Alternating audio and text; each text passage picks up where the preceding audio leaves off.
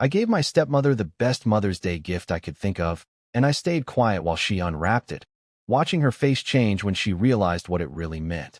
My dad married Cassandra when I was 11. My real mom had been gone for a little over a year by then. Skin cancer. It spread so fast none of us were ready. One day she mentioned a headache, and 82 days later, I was standing in front of her grave, wearing a black suit I had never worn before, tag still on it. Dad waited exactly 12 months before he brought Cassandra into our lives. She worked at his investment company, something with clients, I think. She had perfect white teeth, always smooth blonde hair, and that air about her, like she never showed up anywhere without a plan. The type of woman who wore high heels to backyard cookouts. She makes me feel alive again, Dad said. His voice was calm, but I could tell he wasn't going to budge. I need you to give her a chance, Jake. So I did. I really tried. I helped her move in. Carried boxes full of designer shoes into the closet where my mom used to keep her gardening clothes. I kept my mouth shut when Cassandra replaced all our family pictures with abstract art that she said made the house feel more open. I even smiled the day she tore up Mom's vegetable garden and replaced it with a meditation patio. Growing your own food is outdated, she said. For 3 years, I acted like the polite stepson everyone expected me to be. I went to Cassandra's work events in uncomfortable clothes she picked out for me. I nodded along as her friends told me how mature I was for my age. I got straight A's. I smiled when I had to. I kept all my grief locked up tight. Dad never noticed that I had stopped laughing. He was too caught up in Cassandra's wine tastings, new business clients, and weekend retreats. I was left alone most nights, holding onto one of my mom's old sweaters, trying to remember how she smelled. Cassandra did try, in her own way. She gave me expensive gifts for my birthday, always things she would want, not me. She threw fancy dinner parties, always introduced me as our son to people who couldn't be bothered to remember my name. She even opened a college fund for me and made sure everyone around her knew how generous she was.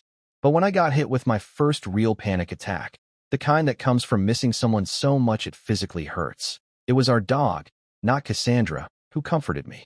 When I needed guidance, I turned to search engines, not her. Then came the breaking point. Sophomore year, I landed the lead role in the school play. First thing I had been excited about since my mom passed. Opening night meant everything to me, but it just so happened to fall on the same night as one of Cassandra's big charity events. You'll need to miss the show, she said without even looking up from her phone. The Richardsons are coming, and they're bringing their son. He goes to Princeton. These are important connections, Jake.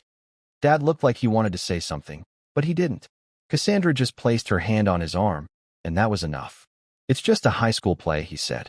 There will be more. I went to my room and pulled out the old wooden jewelry box my mom had left me before she passed. Inside were her wedding ring, a little curl of my baby hair, and a leather-bound journal I had never opened. I had always been too scared to read it, scared of what she might have written in those final days. But that night, I opened it. I read the whole thing, crying the entire time.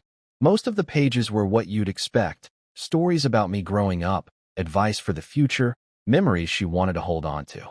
But the last entry, it was something else. If you are reading this, Jake, then I need you to know about the safe deposit box, she wrote. There's a key taped to the inside of this cover. What's inside the box will change everything. I am so sorry. It was a tiny silver key with the name of the bank stamped on it. The next day, I skipped school and went to First National Bank. The manager recognized me as soon as I walked in. My mom's side had used that bank forever. She told me you would come, he said. Then he walked me down to the vault. Inside the box were a few folders full of documents, a flash drive, and a letter addressed to me in her handwriting. My sweet Jake, it began. By now, I am sure Cassandra has made herself comfortable in your life. But there are things I need to tell you. I have known about her for a long time. What came next was too much for one video. But if you stick around, I will tell you everything I found.